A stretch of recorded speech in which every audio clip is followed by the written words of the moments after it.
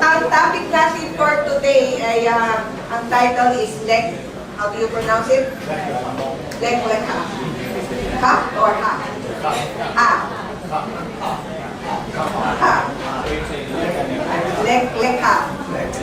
Okay, Lek, Lekha. Ibig sabihin, to go out. Ibig sabihin, kailangan kang gumalaw. Okay, kailangan kang lumabas, kailangan kang umalis. Okay, go out. Okay, ready na ba tayo lahat? Ha?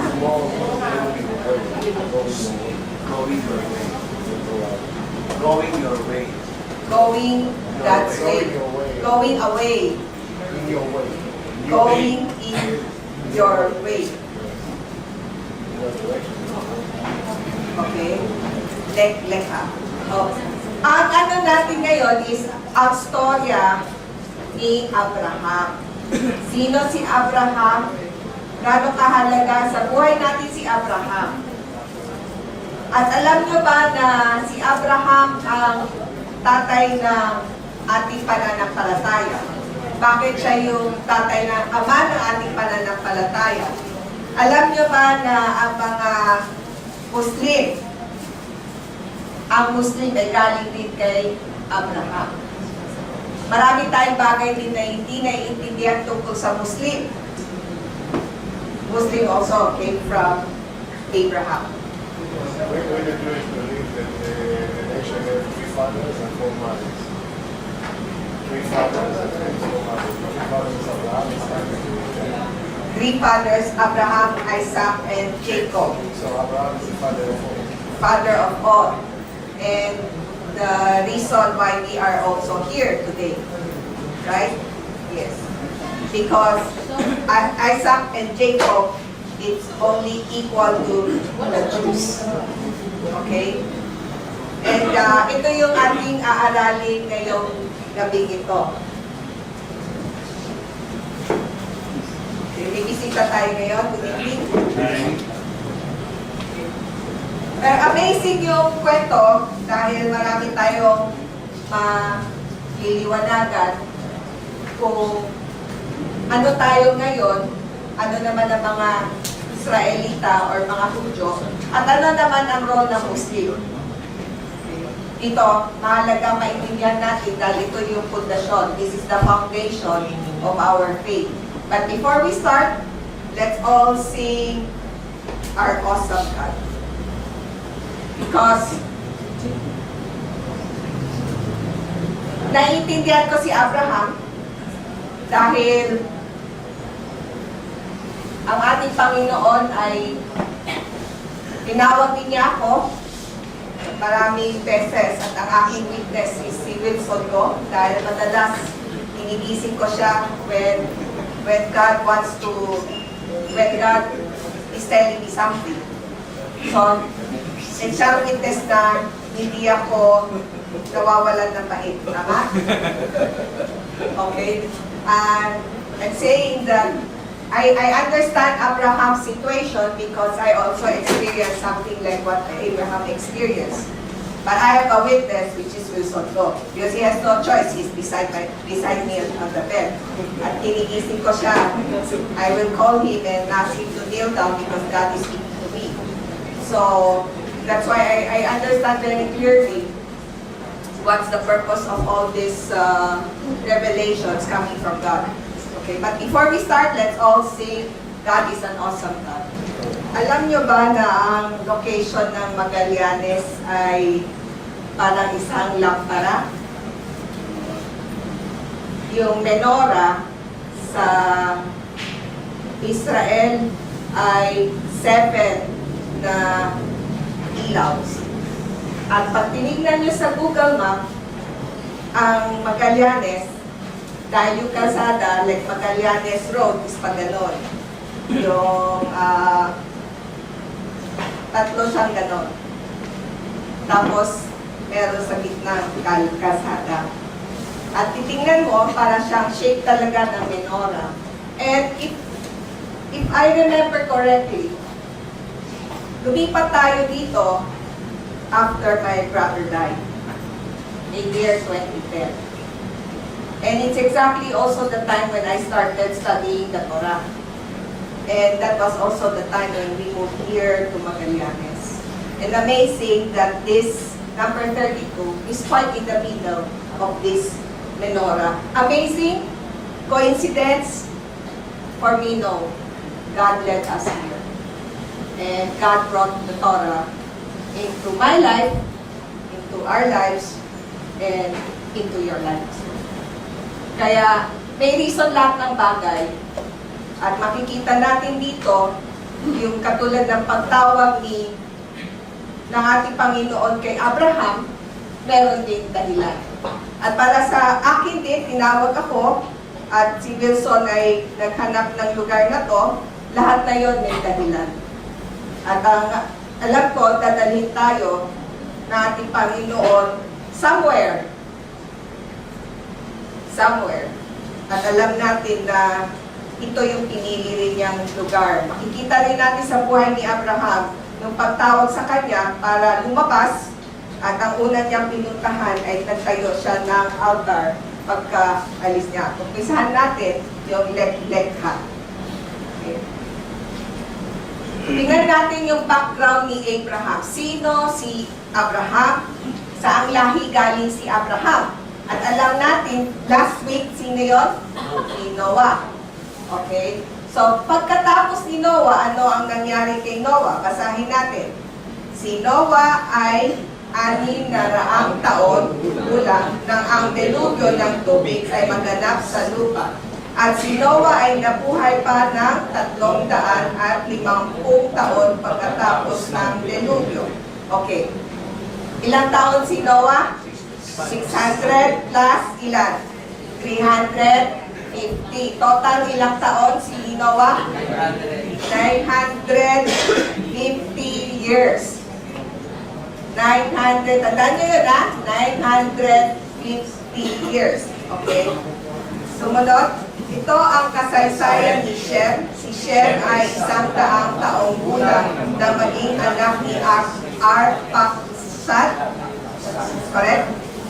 2 taon pagkatapos ng delubyo. At pagkatapos siya maging anak si Arphaxad, ay nabuhay pa si Shem ng 500 taon. At nagkaanak siya ng mga lalaki at babae. So, ilang taon si Shem nung ipinanganak niya si Arphaxad? 100. Okay? So, pagkatapos ni Arphaxad, basahin natin, marami naging anak. Mga anak ni Arphaxad, si Shelah, anak ni Shelah, si Eber, anak ni Eber, si Peleg, anak ni Peleg, si Reu, anak ni Reu, Serug, anak ni Serug, si Nahor, at anak ni Nahor, si Terah. So, 1, 2, 3, 4, 5, 6, 7, 8. Pang-8 si Terah. Basahin natin. At si Terah ay nabuhay ng 70 taon. Pagkatapos ay naging anak niya sila Abram, Nahor, at Haran. So, pagkatapos ni Shem, ang anak niya si Arphaxad. So, at tapos ni Arphaxad, ilang taon bago pinanganak si Abram? It is 290 years. Okay? 290 years. Tandaan nyo 290 years. Pagtapos pinanganak si Arphaxad, 290 years. Si Arphaxad pinanganak 2 years after the flood. So, 292 years. Okay, ang tanong ko, nung pinanganak si Abram, buhay pa ba si Noah?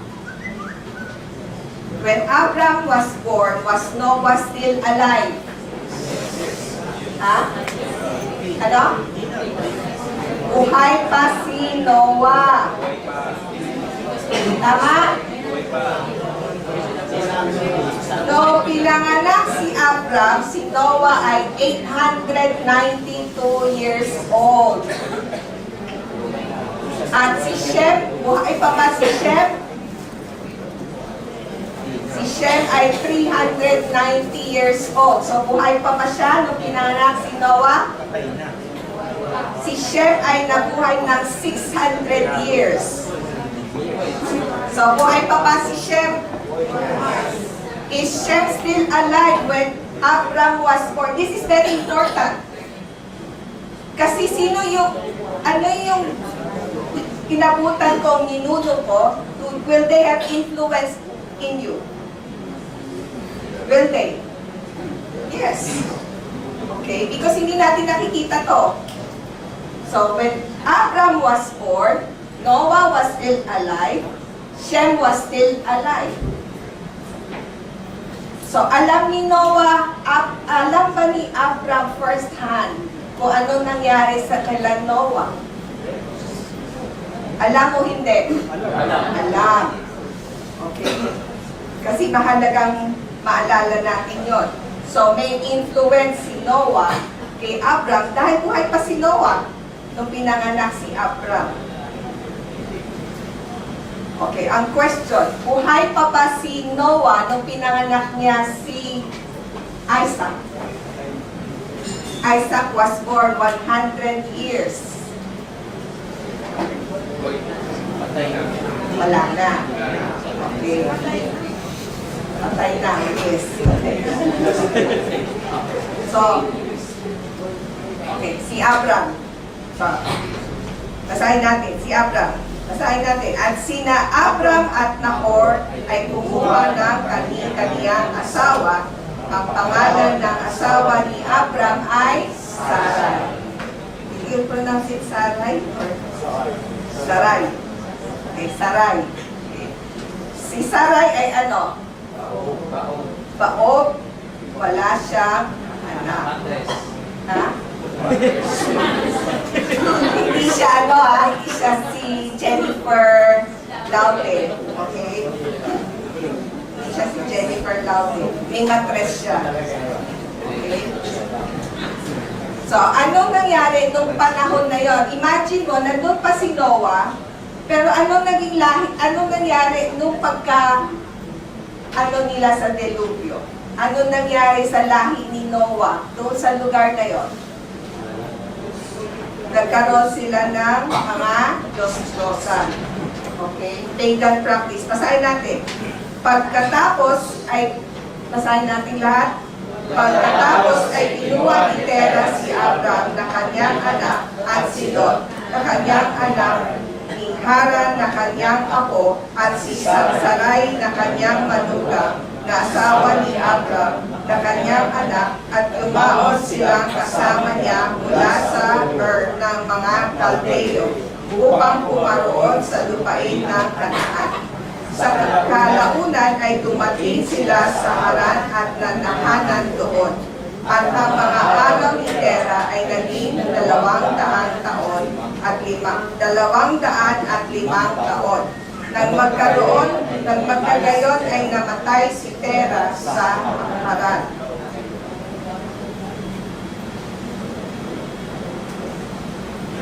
Ito na. Dito sa chapter 12, dito tayo mag-uumpisa. Background lang yung kanina. Okay. Ang unang pagsubok kay Abram.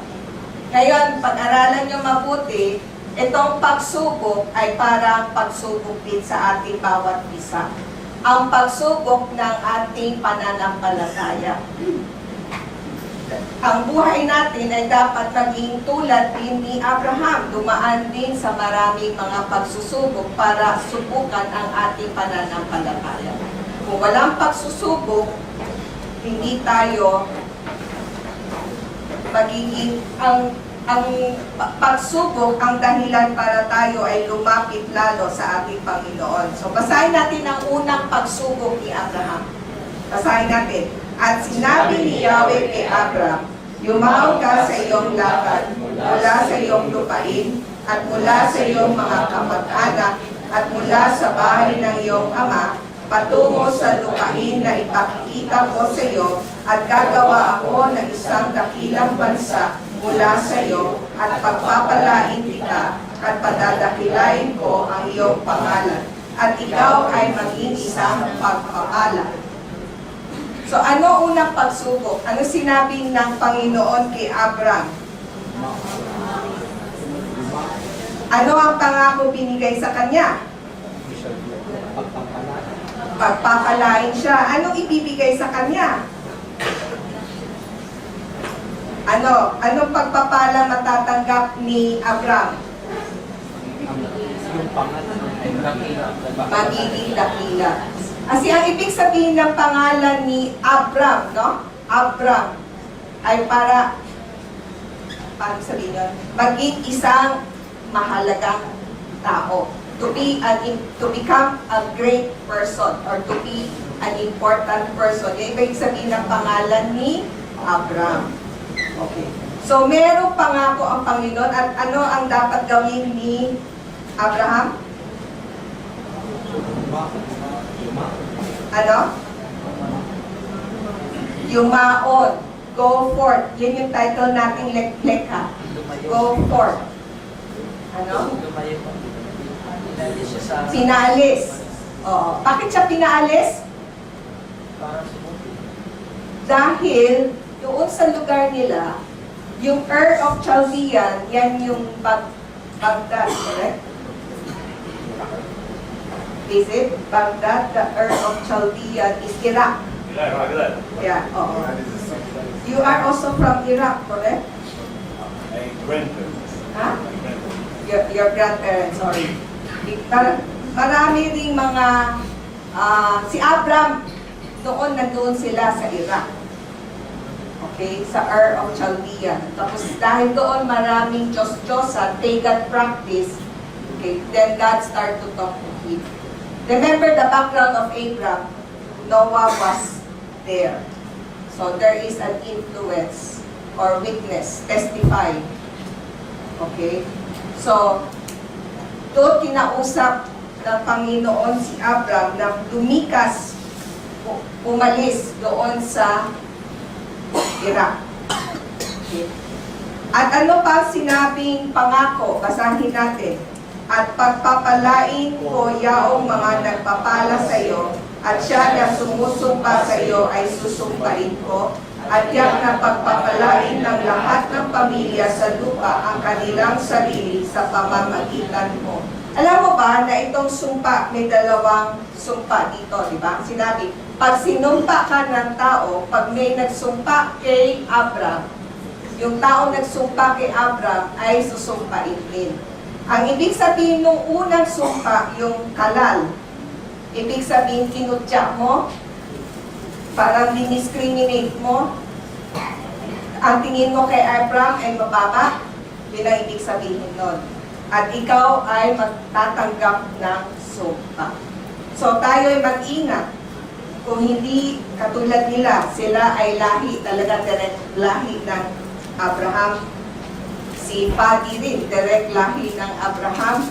Kung sila ay ating puputyain, tayo ay nakakatanggap ng sumpa. Maliwanag dito yun.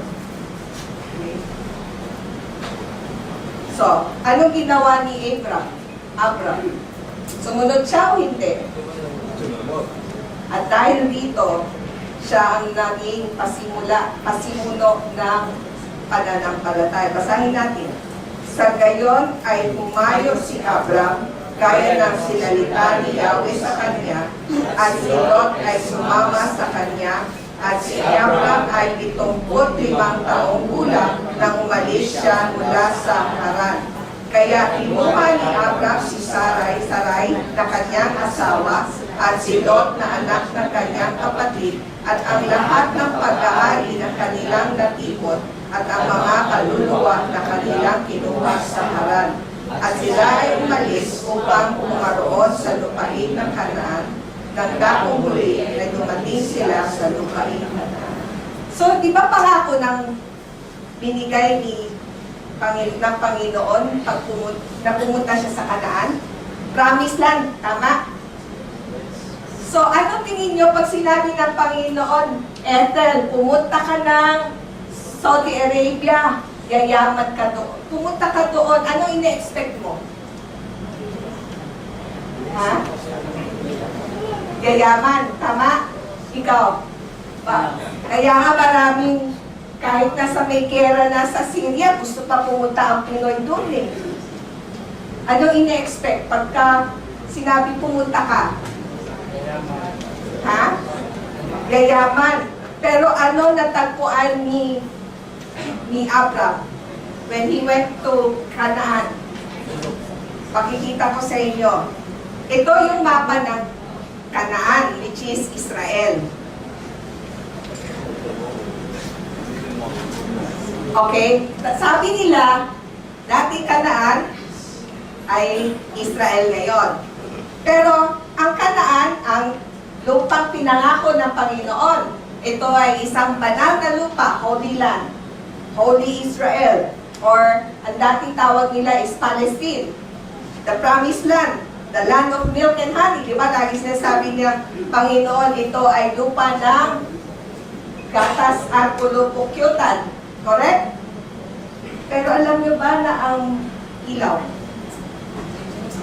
Alam niyo ba na ang Israel, kung titignan mo dito, ito ay punong-puno. Pag nakita mo itong color na medyo nandito, ito yon. Puro yan bundok. Bundok. Correct? It's mountainous. Mahirap magtanim dahil bundok. Yan, bundok. Puro bundok yan. Itong area na to, mas mataas na bundok yan. Pero ito medyo mababa, bundok. Kapiraso lang yung kanilang village or valley. Is ito lang, ito. Jezreel. Jezreel. They call it before, ancient time is Jezreel. Yan lang. Yan lang sila pwedeng magtanim. Napakaliit na lugar. Ano pa? Dito sa south, mainit, hot, and dry. It's the desert. Correct? Okay? So, Israel is actually, they call it the belly button. Because everything passed through there, going to Europe and going to Asia. So, palagi siyang daanan. Kaya lagi may gera. Always there's war. So, why will God choose this place? How can this be the land of milk and honey? So, nung pagdating ni Abraham, ano ito naging land of milk and honey? Ano mararamdaman mo when God asks you, oy, punta ka sa US? Green money. Land of the free. Pagkatapos pagpunta mo doon, yung aking dating masahista, 13 years naming masahista, nung pagpunta doon, naging kami kiyak.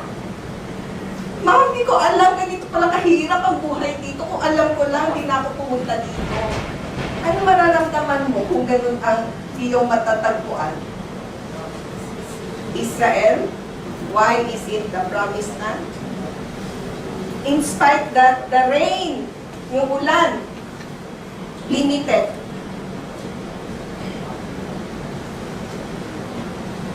The soil is not good. It's desert. Hilly, mountainous. So why? That lights, please. So bakit? Bakit? Anong tingin nyo? Makikita natin sa buhay ni Abraham. Yan din ang ating buhay bilang Kristiyano. God wants us to go to the promised land, to His kingdom. But going to the kingdom, to the promised land, is not just like an easy road. Before you can taste the milk and honey, something must happen first. And that is the life of Abraham. And that we should see also in our lives. Why? Gusto ng Panginoon bigyan si Abraham at ang kanyang mga anak ng isang bagay, ngunit kailangan tayo umasa sa Kanya. We all have to depend on God. Not by our own will, but on His will. According to His will. Not based on our own will. Yan ang makikita natin sa buhay ni Abraham.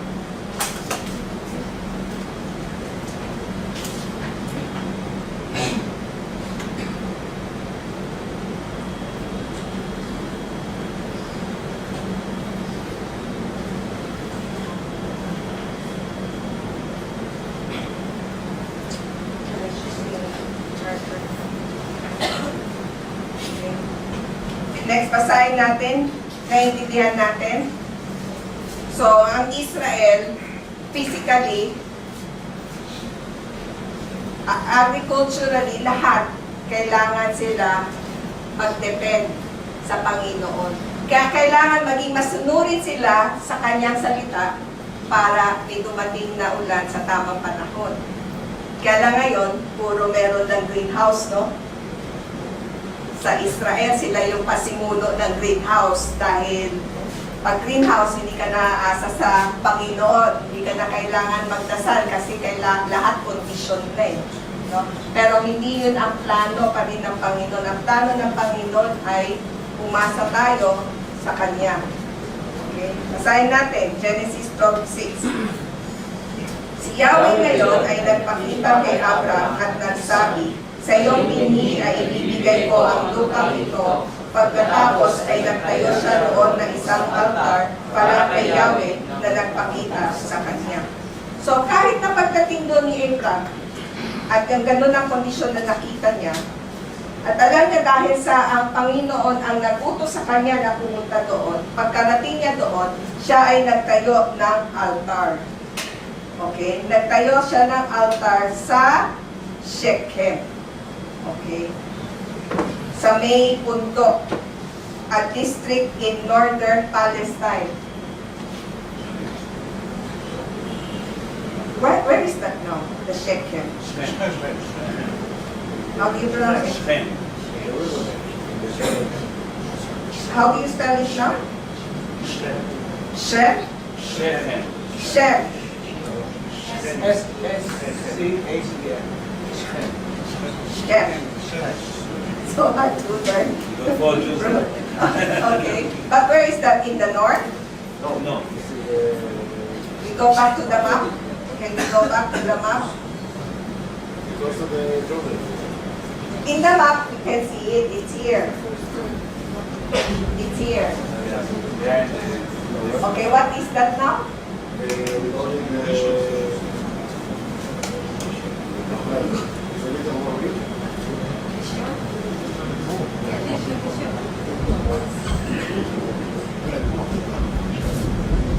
Okay. Close to the Jordan River. But it's more the north also? The West Bank. West Bank. The West Bank. Okay. But was it part of the northern? Because Israel was split into north and south. Was it part of the north? No. It's the East. East. Okay. Okay. Okay. So, nagtayo siya ng altar. Okay. Next. Pagtayo niya ng unang altar, anong sinabi niya? Sinabi na, okay, yung first altar, dito, nagpakita ang Panginoon at nagsabi, basahin natin, si Yahweh ngayon ay nagpakita kay Abraham at nagsabi, sa iyong binhi ay ibibigay ko ang lupain ito. Pagkatapos ay nagtayo siya roon ng isang altar para kay Yahweh na nagpakita sa kanya. So ngayon, nagpakita ang Panginoon kay Abraham. At sumunod, nagtayo ulit siya ng, tingnan nyo si Abraham palipat-lipat. Okay? So lumipat siya sa ibang lugar ulit. Basahin natin. Nang maglaon ay lumipat siya mula roon. Slide number 12. Nang maglaon ay lumipat siya mula roon patungo sa bulubunduking pook sa dakong silangan ng Bethel at itinayo ang kanyang tolda na nasa kanluran. Ang Bethel at nasa silangan ng Ai. At nang magkagayon ay nagtayo siya roon ng isang altar para kay Yahweh at nagsimulang tumawag sa pangalan ni Yahweh. First time na tinawag ng Panginoon ni Abraham na Yahweh. Ang ibig sabihin ng Bethel, Beth-el, house of God. Kasi yung Beth is house, El is God. Kaya Bethel. What is it now? Bethel? Bethel? How far is that from Jerusalem? What is the significance of Shechem and Bethel? I don't know, like it still also exists, but it's a Palestinian city. Is now Palestinian as city. And Bethel is On the borders. We still belong to the city of the Palestinians. still. Yes, So how come all these altars and the temple are now not with the Jews? It's exactly what they're fighting for more. Yes. The last, Okay. We're still Because fighting over it. huh? We're still fighting over it. It's not finished yet. it's not finished. They may take it later. Huh? They may take it later. Still fighting, no? Okay, but we now know why there's always fighting. Because there's only one reason. Okay, God said that we have to depend on Him.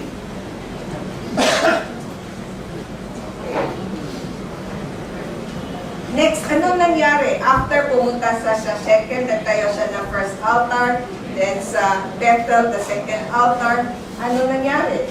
Basahin natin.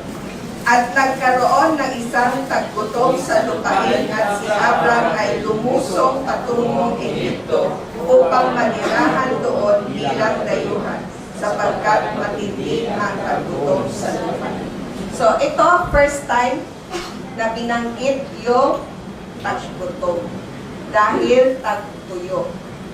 Diba? Sabi natin, si Abram inutusan ng Panginoon pumunta sa Promised Land.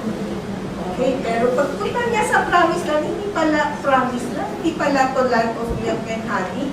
Meron pa tagtuyo. So ano ibig sabihin, pag ang Jerusalem or ang Israel ay tuyo? Sinabi na natin kanina. Ano ang kahulugan kung sinabi ang Israel ay tuyo? Why is Israel dry? Kasi this is the first time that there was famine in the land of Israel. Right? First time in the Bible, it was written that there was famine. How come?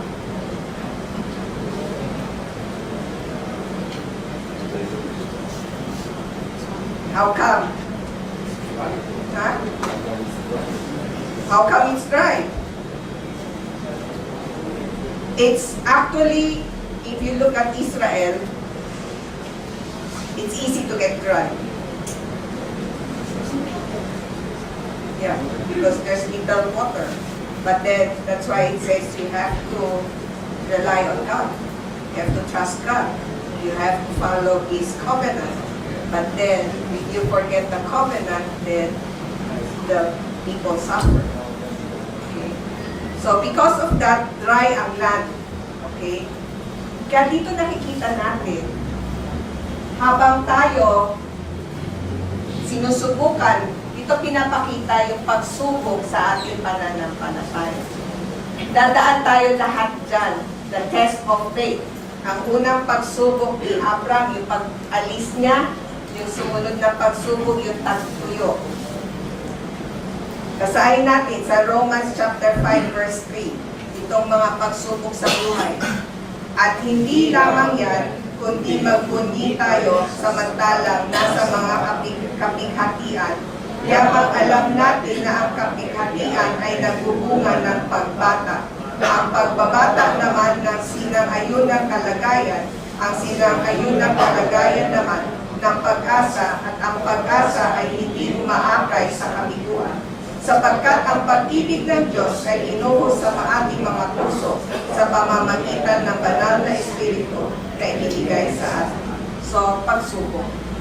Okay, ngayon question. Papasa ba si Abraham sa pagsubok? Obviously, hindi. Kasi saan siya pumunta? Ha? Saan siya pumunta? Sa Egypto. Okay, pangatlong pagsubok. Ano nangyari kay Abraham?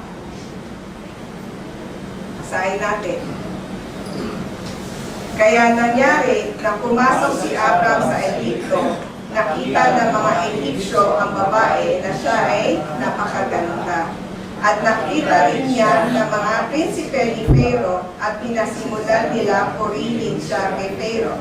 Ano pat ang babae ay dinala sa bahay ni Pharaoh at pinakitunguhan niya ng mabuti si Abraham dahil sa kanya. At nagkaroon siya ng mga tupa at mga baka, mga aso, mga alilang lalaki at mga alilang babae at mga asong babae at mga kamelyo. Ilang taon na si Sarai dito? Ha? Ano? 65. Mas matanda pa sa akin, pero napakaganda daw ni ano? Ha? Ano no? Makakaakit pa siya ng pero, no? At 65. He was still, she's still attractive. Paano kaya? Paano tayo magiging attractive at 65? Smile. Okay. So, ano mangyayari? Ano sinabi ni ginawa ni again, pagsubok ito, makikita natin pag dumadaan tayo sa pagsubok, ano inuuna natin? Si Abraham, sino inuna niya? Ha? Sarili niya, no? Bakit? Basahin natin. Nang magkagayon, ipinasapitan ni Yahweh si Pharaoh at ang kanyang sambahayan ng malalaking alot dahil kay Sarai na asawa ni Abraham. Alam niyo ba yung sakit or sinabing plague dito? Sa Hebreo, ang ibig sabihin ay, how do you pronounce this? Naga? Naga? Ha? Naga. Correct, naga. Okay. Alam nyo, hindi lang siya basta sakit, ano? Ibig sabihin, may malaking hampas na natanggap ang Pharaoh. Strike. Parang may malaking kamay na humawak sa kanya. Yun ang ibig sabihin nun. Kung ano yun, hindi natin na alam. Pero yun ang ibig sabihin nun. Okay? At nung naramdaman yun na Pharaoh, alam niya na pupuntahan niya si Abraham. Basahin natin. Bakit mo sinabing siya ay kapatid ko? Ano pa't kukunin ko na sana siya bilang aking asawa? At ngayon ay narito ang iyong asawa. Kunin mo siya at yumaon ka. At nagputos si Pharaoh sa mga lalaking may kinalaman sa kanya. At sinamahan nila siya at ang kanyang asawa at ang lahat ng kanyang pag-aari. Tignan natin mabuti ang buhay ni Abraham. Malaking pagkakaiba kung bakit si Abraham ang pinili din ng ating Panginoon na naging ama ng pananampalataya. Makikita natin ang kanyang reaksyon, ang kanyang buhay, malaking pagkakaiba sa mga naging founders ng iba't ibang reliyon. Makikita natin ang pagkaiba ng buhay ni Abraham sa buhay ni Muhammad. Makikita din natin ang pagkaiba ng buhay ni Abraham kay Constantinople. Constantine, the founder ng Catholicism. Malaking pagkaiba yon. Kaya makikita natin na dapat lahat tayo, ang focus natin muna ay si Abraham dahil yan ang pinaka-foundation ng lahat ng ating pananampalataya. Maaring dinala tayo ng Panginoon sa iba't ibang daan, ngunit makikita natin kahit tayo ay ginamit at dinala, maaari rin tayo magkaroon ng maraming pagkakamali sa buhay habang tayo ay tinawag ng Panginoon. Basahin natin, dahil doon, ano kailangan gawin na ni Abram? Ha? Nabuking na siya, di ba? Na hindi pala siya kapatid ni Sarai. So, ano nangyari? Umalik siya sa Bethel. Okay, basahin natin. Pagkaraan ni Yaon ay umahon si Abram mula sa Egipto. Siya at ang kanyang asawa at ang lahat ng kanyang tinatangkilik. At si Lot na kasama niya patungo sa Negev. At si Abram ay lubhang sagana sa mga hayop at sa kilap at sa ginto. At yumaon siyang palipat-lipat ng kampamento mula sa Negev at patungo sa Bethel, hanggang sa dakong kinaroroonan ng kanyang tolda noong una sa pagitan ng Bethel at Ai, hanggang sa dako ng altar na ginawa niya roon noong una. At doon ay tumawag si Abram sa pangalan ni Yahweh. So bumalik si Abram sa altar doon sa Bethel. Okay? Nakikita natin, pag nasa Kanaan siya, nagtatayo siya ng altar. Pag may nangyari sa kanyang buhay sa Kanaan, siya ay aalis. Tapos may mangyayaring hindi maganda, saan siya bumabalik? Bumabalik siya ulit sa Kanaan. Okay? So, dapat ganun din tayo sa buhay natin. Basahin natin sumunod nung bumalik siya sa Kanaan. Pero, dito, unang nabanggit yung ginto at pilak. Okay? So, yumaman si Abram. Kahit na nagkaroon siya ng malaking pagsubok doon sa Ehipto, siya ay bumalik ng may kayamanan. At anong nangyari nung sumobrang dumadami na ang kanyang kayamanan? Basahin natin. At si Lot na sumama kay Abram ay nagmamayari ng mga tupa, mga baka at mga toda. Kaya hindi nakayanan ng lupain ng manahanan silang magkasama, sapagkat ang kanilang mga pag-aari ay dumami at hindi sila makapangnahanang magkakasama. At bumangon ang isang away sa pagitan ng mga tagapagpastol ng mga alagang hayop ni Abram at ng mga tagapagpastol ng mga alagang hayop ni Lot. Nang panahong yon ay nanahanan sa lupain ang Kanaanita at ang mga Peresita.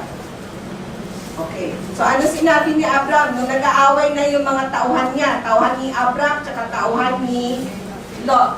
Ano sinabi ni Abram? Basahin natin. Kaya sinabi ni Abram kay Lot, pakisuyo, huwag magpatuloy ang anumang awayan sa pagitan natin at sa pagitan ng aking mga tagapag-alaga ng kawan at ng iyong tagapag-alaga ng kawan. Sapagkat tayong mga lalaki ay magkakapatid. Ibig sabihin nun.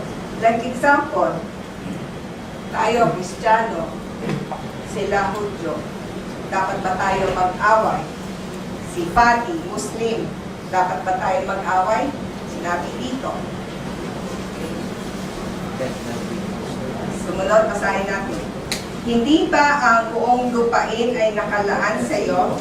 Pakisuyo kung miwalay ka sa akin. Kung paroroon ka sa kaliwa, kung gayon ay paroroon ako sa kanan. Ngunit kung paroroon ako sa kanan, kung gayon ay paroroon ako sa kaliwa. Next. Slide 20. Ano pinili ni Lot?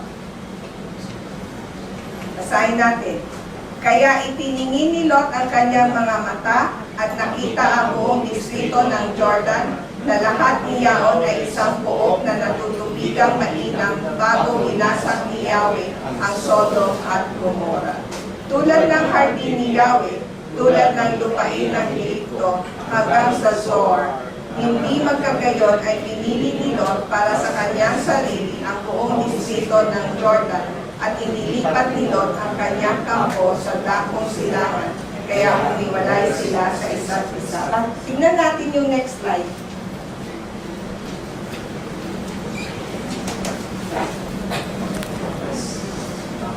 Ito yung Jordan, no? Ito yung nasa east. So ano yung pinili ni Lot Is of East. Kasi ano kulay siya? Green. Green. So, sagana yung lupain sa East, sa Silangan, sa Jordan. Yun ang pinili niya eh. Okay. Kung ikaw si Abram, paano yun? Ako nagyaya sa iyo umalis. Ako ang sinubukan doon sa Ehipto. Yumaman tayo dahil sa sinabak ko yung asawa ko sa isang napakadelikadong sitwasyon. Tapos ngayon, yumaman tayo. Tapos ikaw pa yung pipili ng maganda. Eh anong natitira sa akin itong Israel na disyerto, bulubundukin, minsan walang tubig, mahirap magtanim. Anong mararamdaman ulit ni Abram? Sasabihin niya, paano na Panginoon? Bakit ganun? Fair o unfair? Ha? Ano sasabihin mo? Ikaw, Jonathan, ano sasabihin mo? unfair. Unfair. Okay? Pero anong ginawa ni Abram? Basahin natin. Ang sinabi ni Yahweh kay Abram, pagkatapos na humiwalay si Lot sa kanya, itingin mo ang iyong mga mata, pakisuyo, at tumanaw ka mula sa dako na kinaroroonan mo, sa gawing hilaga at sa gawing timog, at sa gawing silangan at sa gawing kanluran, sapagkat ang buong lupain na iyong tinitingnan sa iyo at sa iyong binti ay ibibigay ko yun, hanggang sa panahong walang akda. At gagawin kong tulad ng mga butil na alabok sa lupa ang iyong binti. Ano pa kung mabibilang ng tao ang mga butil na alabok sa lupa, kung gayon ay matutuos ang dami ng iyong binti. Alam nyo ba, na ang pananampalataya, madalas ang tingin natin ay ang Panginoon ay isang Panginoon na tagapagbigay. So lahat ang gusto natin is, Lord, bigyan niyo ako ng bahay, give me a house, give me a car, give me a successful life, give me my dreams. At pag sinabi mong naabot mo itong mga pangarap mo, sasabihin mo, very good ang ating Panginoon. But you see that faith in God is not about these dreams, these goals, these material possessions that we have. Faith in God is about hope for the promised land. At yun ang pinapakita ng ating Panginoon sa pagbigay niya ng comfort kay Abram. Na sinasabi niya, tumingin ka sa kanluran, tumingin ka sa hilaga, tumingin ka sa silangan, tumingin ka sa kanluran. At itong lahat ng lupain ay sa iyo. Dahil sa buhay ni Abram, hindi niya to nakamtan. Sa buhay ni Abram, he did not get this land. Anong picture yan para sa atin? Faith about God is hope for the promised land, is hope for the Messianic era, is hope for the coming of our Messiah. And along the way, we will go through a lot of challenges, a lot of experience for us to grow near to Him. It's not about dreams. It's not about getting something from God. God will provide, that's no question. But dapat ang hope natin, ang target natin, ang priority natin sa buhay, ang pananaw natin sa buhay, ay itong promised land. Dahil sa buhay ni Abram, hindi niya nakamtan ito. Pero alam niya sa henerasyon, sa susunod na mga henerasyon, at alam niya, makakamtan din niya yan sa pagdating ng ating Messiah. Sumunod, basahin natin. Tumindig ka, libutin mo ang lupain sa buong haba niyaon at sa buong lapad niyaon sapagkat ibibigay ko yun sa iyo. Yun ang kanyang pangako, ibibigay. Dapat yun din ang ating pananaw na ibibigay din yan sa atin. At paano tayo mamuhay na alam natin na ibibigay itong pangako sa atin? At dapat yun ang ating priority. Pang-apat na pagsubok ni Abram. Basahin natin. Sa gayon ay narinig ni Abram na nabihag ang kanyang kapatid. Dahil dito ay sinisan niya ang kanyang mga sinanay na lalaki na 318 alipin na ipinanganak sa kanyang sambahayan. At tinugis nila sila hanggang sa Dan. At sa gabi ay hinati-hati niya ang kanyang mga pangkat, siya at ang kanyang mga alipin laban sa kanila. At sa gayon ay tinalo niya sila at pinagpatuloy ang pagtugis sa kanila hanggang sa Hoba na nasa ilaga ng Damasco. At dinawi niya ang lahat ng pag-aari at dinawi rin niya si Lot na kanyang kapatid at ang kanyang mga pag-aari at gayon din ang mga babae at ang bayan. Alin ang pinili ni Lot? Silangan, yung Jordan, at nandoon yung Sodom at Gomorrah. Alam natin na ang buhay doon sa Sodom at Gomorrah ay ano? Makasalanan. Okay, pero yun pa rin ang pinili ni Lot. Kasi nakikita niya, nagyayaman siya lalo doon, uunlad siya lalo doon. Kaya yun ang gusto niyang puntahan. At dahil na pagpuntat niya doon, nilusog ang Sodom. At doon sa paglusog, ang sumaklolo sa kanya ay si Abram. At alam natin na si Abram, pwede pa niyang hindi gawin. Diba? Ngunit kahit na parang siya ay naisahan ni Lot, naisipan pa rin niyang tulungan si Lot. At nakikita natin dito yung pagkaiba ng buhay ni Abram, yung pagkatao. At dahil doon, si Melchizedek, basahin natin. At si Melchizedek na hari ng Salem ay naglabas ng tinapay at alak at siya ay saserdote na kataas-taasang Diyos. Ibig sabihin ng Melchizedek ay siya yung hari ng matuwid. Hari ng matuwid. King of righteousness. What is Salem? That's Jerusalem. Correct? How come there was a king during Abraham's time? King of Salem. King of righteousness. So, meaning at that time, hindi lang si Abraham ang makadiyos. There is also someone, the king of Salem. Okay, then after that, basahin natin, nang magkagayon ay pinagpala siya at sinabi, pagpalain si Abraham ng kataas-taasang Diyos ang may gawa ng langit at lupa, at pagpalain ang kataas-taasang Diyos na siya nagbigay ng iyong mga maniniis sa iyong kamay. Sa gayon ay binigyan siya ni Abraham na ikasampu ng lahat. Ibig sabihin ng pagpapala, pagpalain. Madalas, marami nagsasabi, God bless, God bless. Pero hindi natin naiintindihan ano yung ibig sabihin ng God bless. Bago tayo makipag-God bless sa ibang tao, intindihan natin ang ibig sabihin ng bless. Ibig sabihin ng bless is, alam mo na ang Panginoon ang siyang lahat-lahat ng bagay ay galing sa ating Panginoon. Pag sinabi mo God bless, ibig sabihin mo, alam mo na lahat ay manggagaling sa Panginoon. Okay? Kaya wag lang natin basta-basta ginagamit yung God bless, God bless. No? Minsan di natin naiintindihan yung meaning na yon. At ginagamit lang natin siya na parang cliche na lang, no? Pero hindi dapat ganon.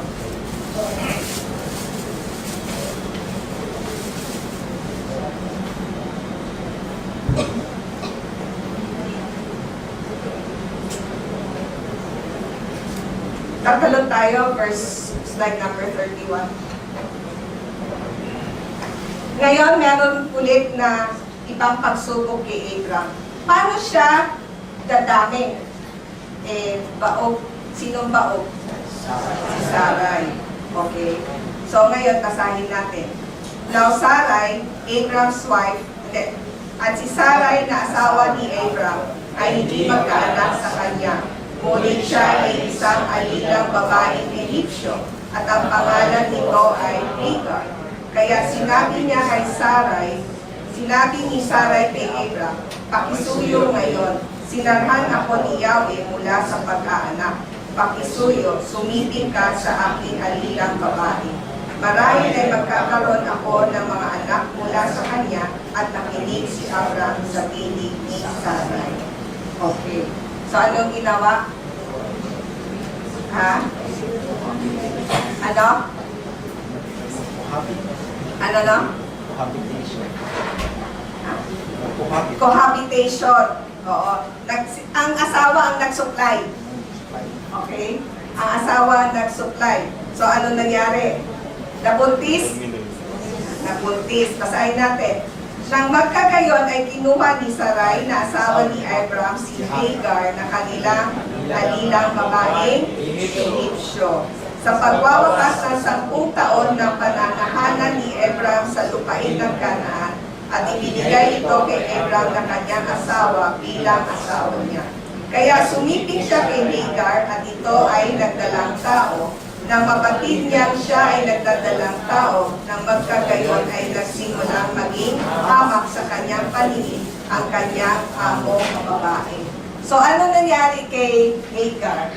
So ngayon nabuntis siya. Okay, siya ay alipin ni Sarai. Okay, ano nangyari kay Hagar? Nag-assert na Ha? ang kanya. Ano no? Nag-i-insist siya ng karapatan. Nag-i-insist na siya sa kanyang Karapatan. karapatan. Okay, kaya mahirap yung maraming asawa, no? Complicated. At anong nangyari? Dahil dito ay sinabi ni Sarai kay Abram, ang kaharasang ginawa sa akin ay mapapasayo. Ako mismo ang nagbigay ng aking alilang babae sa iyong dibdib. At nabatid niya na siya ay nagdadalang tao. At ako ay nagsimulang maging hamak sa kanyang paningin. Si Yahweh nawa ang umatos sa akin at sa iyo. Kaya sinabi ni Abram kay Sarah, narito ang iyong alilang babae ay nasa iyong kapamahalaan. Gawin mo sa kanya kung ano ang mabuti sa iyong paningin. Nang magkagayon ay pinasimulan itong hiyain ni Sarai, kung kaya tumakas ito mula sa kanya. So, sino may kasalanan kung bakit merong Ishmael? Si Sarah. Whose fault why there is Ishmael? Sarai. So, is it, and Sarai is Hebrew? Yes. No Jew.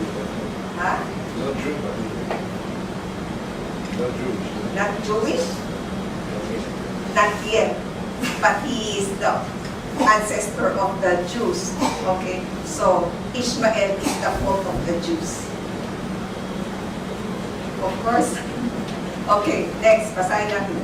Nang maglaon ay nasumpungan siya ng anghel ni Yahweh sa isang bukal na tubig sa ilang.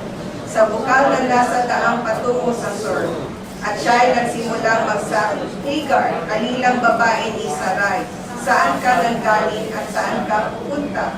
Dito ay sinabi niya, aba, tumatakas ako mula kay Sarai na aking among babae. Tandaan nyo, yung attitude ni Hagar, dahil alam niya ngayon na meron na siyang posisyon bilang asawa ni Abram. At alam niya na dapat, sabi mo nga Jonathan, meron siyang karapatan. Okay? So, nung tumakas siya, si Yahweh mismo, ang anghel ni Yahweh, ang nagpag-usap sa kanya. Ano binigay na instruction sa kanya nitong anghel? Yung sabi niya, bumalik ka sa iyong among babae at magpakumbaba ka sa ilalim ng kanyang kamay. Nang magkagayon ay sinabi ng anghel ni Yahweh sa kanya, para laminin kong lubha ang iyong hindi, ano pa't hindi ito mabibilang dahil sa dami. Una, kinorek siya ng ating Panginoon na ikaw, Hagar, ay alipin ni Sarai. So, gusto na ng Panginoon siya ay magpakumbaba. Okay. At dito sinabi na binigyan din ng pangako si Ishmael, ay si Hagar. Ang sinasabi na ikaw rin ay darami rin na hindi mo na mabibilang sa dami. Okay. Ano gusto kong pakita sa inyo? Si Abraham ang father of all faith. Siya ay isang Hebreo dahil siya ay nag-crossover.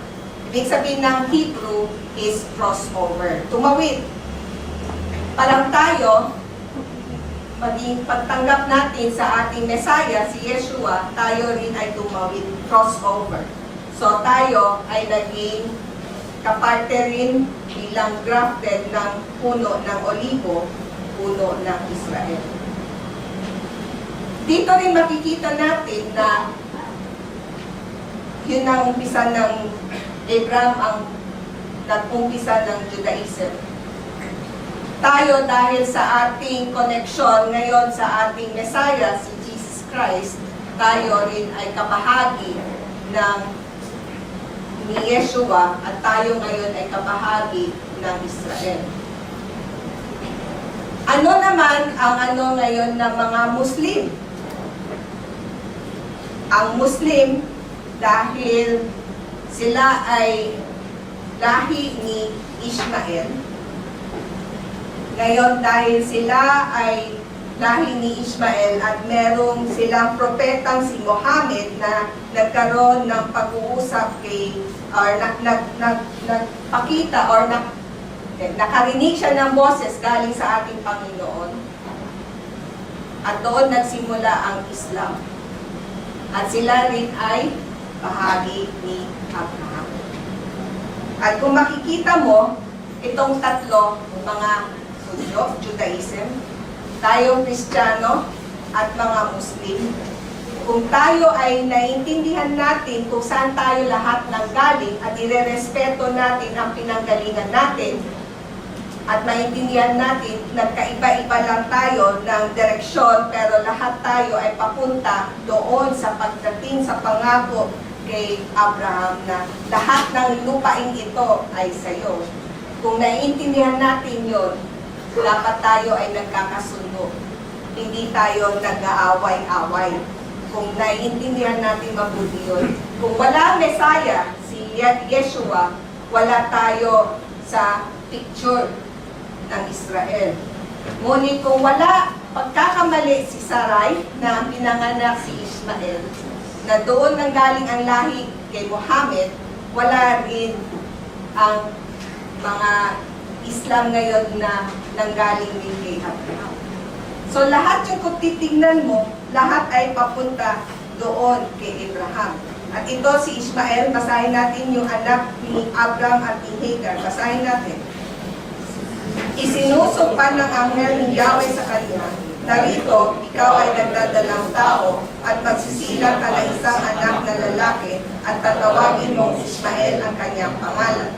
Sapagkat narinig ni Yahweh ang kapaghihatian. So, si Ishmael ba ay binibigyan din ng biyaya ng Panginoon? Meron o hindi? Ano sabi dito? Behold, you are with child, and you will bear a son, and you shall call his name Ishmael, because the Lord has given it to your affliction. Ano ibig sabihin ng pangalang Ishmael? Basahin natin. Ang pangalang Ishmael ang ibig sabihin, ang Panginoon ay nakinig. Ang Panginoon ay nakinig sa mga kapighatian. Siya ay nakinig sa kapighatian ni Hagar. So, hindi natin pwede sabihin na ang mga Muslim or ang Islam ay dapat nating i-condemn. Tayo nagkakamali. Minsan, ito ay pagkakamali lamang ng mga ilang seksyon ng mga tao. Ang Kristiyano din ay marami rin pagkakamali sa buhay, sa history. Next, basahin natin. Slide number 38. Kaya si Ishmael ay siya ang tatay ng mga Arabo. Pero siya ay isa ring tagapagmana ni Abraham. Ang naniniwala mga Muslim na siya ang tagapagtayo ng Holy City of Mecca. Pero hindi ito confirmed. No? Paniniwala lang ng mga Muslim. They just believe that there's no architect or archaeological findings that it was Ishmael. Slide number 40. Basahin natin. So, nung si Abram ay 99 na taong gulang, si Yahweh ay nagpakita kay Abram at nagsabi sa kanya, actually, ako si El Shaddai. Mas maganda, El Shaddai. Lumakad ka sa harap ko at ikaw ay maging walang pagkukulang. What is El Shaddai? What does it mean, El Shaddai? Actually, no explanation. No. I looked it up. El Shaddai is the name of God, but it's just a name of God. Correct? Mucho de Jesús.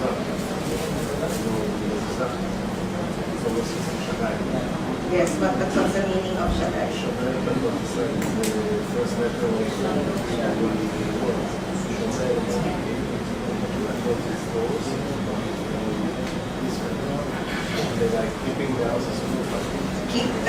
Keeping the house of Israel. It's like, walk before me and be blameless.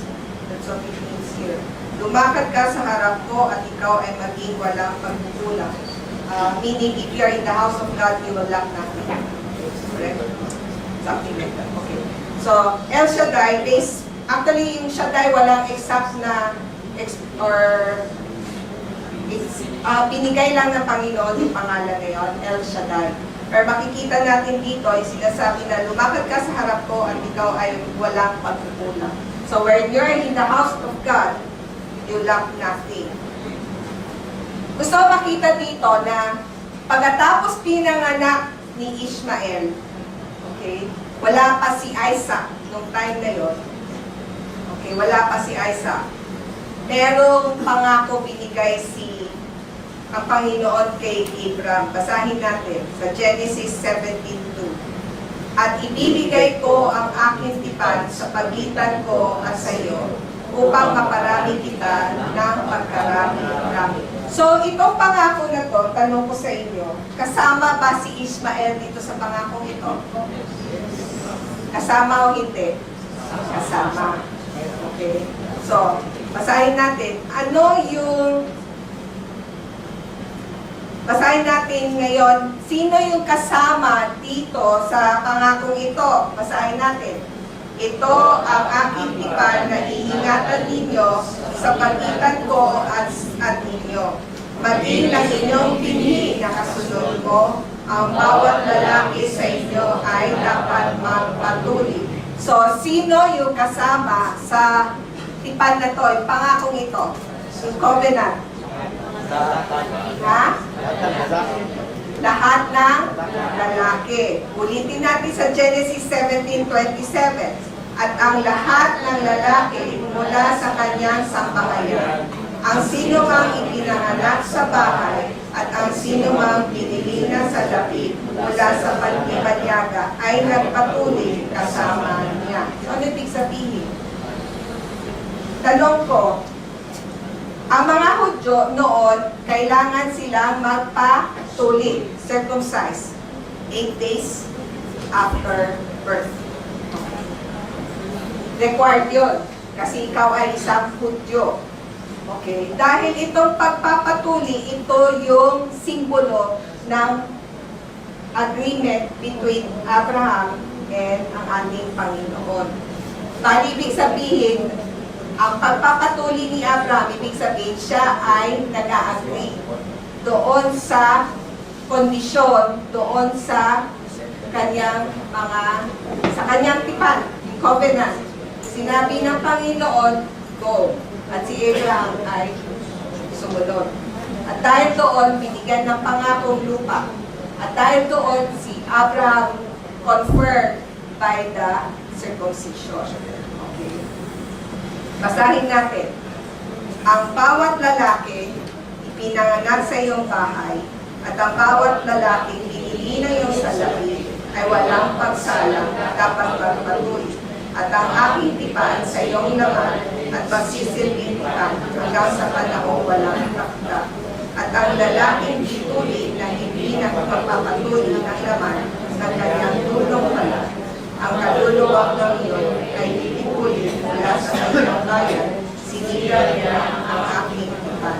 Ngayon, ilang taon si Abraham nung siya ay nagpatuloy? Basahin natin. Si Abraham ay 99 na taong gulang. 99.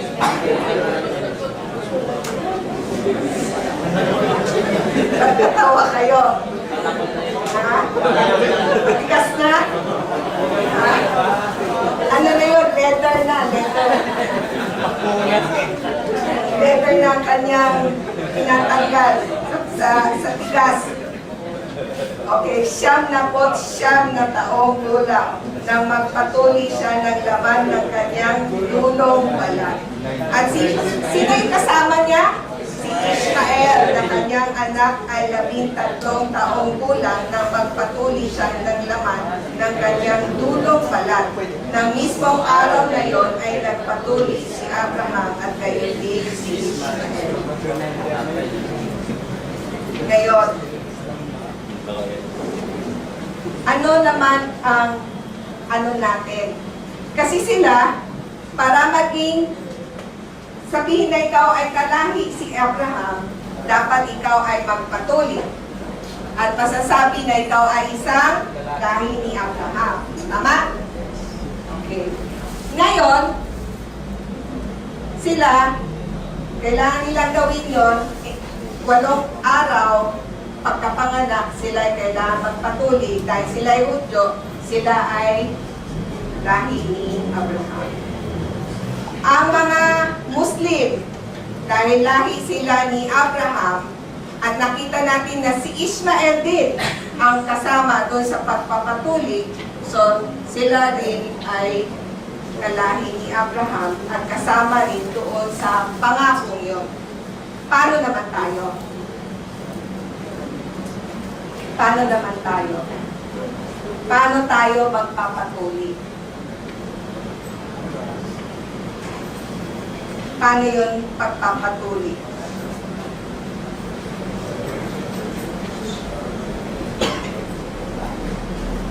Ha?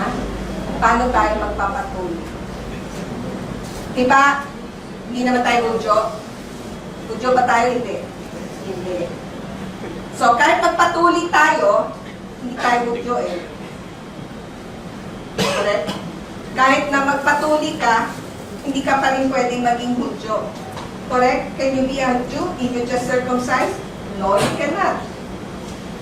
You have to go through a lot of legalities. Oh. Kaya sinabi ni Apostle Paul na hindi sa pagpapatuloy para tayo ay maging kalahi ng mga Hudyo. Okay. Dahil sa ating Messiah, si Yeshua, na siya ang nagpatuloy ng kanyang buhay, kaya tayo ngayon, dahil tayo ay nananalig sa kanya, tayo ngayon ay magiging kabahagi ngayon ng Israel. Dahil kung wala yun, hindi rin tayo magiging kabahagi. At tayo rin, kung ipapapatuloy natin ang ating pag-iisip, na hindi naayon sa sarili nating pag-iisip, kundi sa pagsunod dahil sa ating Messiah, tayo ngayon ay may pagkakataon at ipagtuloy natin ang ating pag-iisip, circumcise our mind to follow God's will, to follow the Torah. Torah is God's will, to follow God's will then we are now part of Israel. Kasi kung hindi tayo magiging kabahagi ng Israel. Katulad ng nangyari sa buhay ko, kung wala akong matinding pagsubok na nangyari sa buhay ko, because of what happened in my life, it's like a big part of my life was taken out. I felt the pain. I felt I needed to seek God more. And in seeking, I found the Torah. Yun ay ibig sabihin ng circumcision. And it's no longer my will, but to follow His will, then that is the true circumcision. Then I can now be part of Israel. And since now I can be part of Israel, then I can pray together with them. Kaya yung mga iba dito na nakakatanggap everyday ng Tehillim prayer, dahil yung Tehillim prayer ay ang kanilang ritual sa pagdadalangin sa ating Panginoon. At dahil doon, tayo na ngayon ay kabahagi ng Israel, di tayo ngayon ay pwedeng makisabay sa kanila sa mga kanilang mga pananalangin sa Panginoon. Dahil ang pananalangin na yon ay para lumapit ang panahon na dumating ang ating Messiah. At ang inaaral ko ngayon, kahit na mga Muslim, sila rin ay, marami rin tayong hindi naiintindihan sa kanilang Quran, sa kanilang mga ginagawa, mga pagdarasal, ngunit dahil hindi din natin naiintindihan na ito ay bahagi rin ng plano ng Panginoon. Dahil ang gusto niya na tayo ay manalangin sa isang Diyos, sa isang Yahweh, sa isang Allah, at sa isang Panginoong Jesucristo. At yun ang dahilan kung bakit kailangan mangusap ang Panginoon kay Abraham. Para tayong lahat ay manalig sa isang Panginoon at tayo ay magkaroon ng pag-asa sa kanyang pagbabalik sa ating Messiah, tinatawag na let His kingdom come. Amen? Amen. So, before we close, let's sing How Great Thou Art.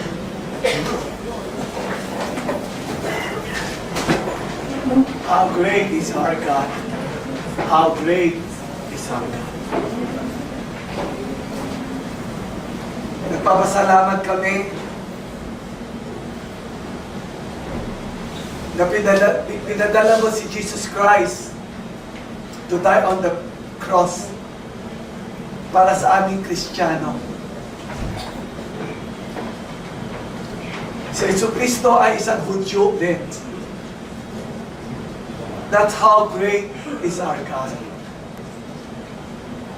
Dahil alam mo, kami mga Kristiyano, may special ka because we believe also in one God. Katulad ni Abraham, anak niya si Isaac, tsaka si Ismael. Mga Hudyo, tsaka mga Muslim, Islam. They also believe in one God. Kaya kami tatlo, Hudyo, Muslim, Kristiyano, all believe in one God. Amazing. How great is our God. That we can worship together and praise you together. Maraming salamat, Panginoon. Dahil kami Kristiyano ay kasama din, kabahagi din kami ng iyong covenant, ng iyong promise, thy kingdom come. Na lahat kami nag-aantay na darating na kingdom. Maraming salamat. Kaya kami ay magkakapatid, hindi kami kailangan mag-away. Dahil ito ang iyong covenant, ito ang iyong promise. Maraming salamat. Pinakita mo ngayong gabi, kaano mo kami kamahal. how great is our God. Maraming salamat sa matamis na pangalan ni Yahweh Elohim. Amen.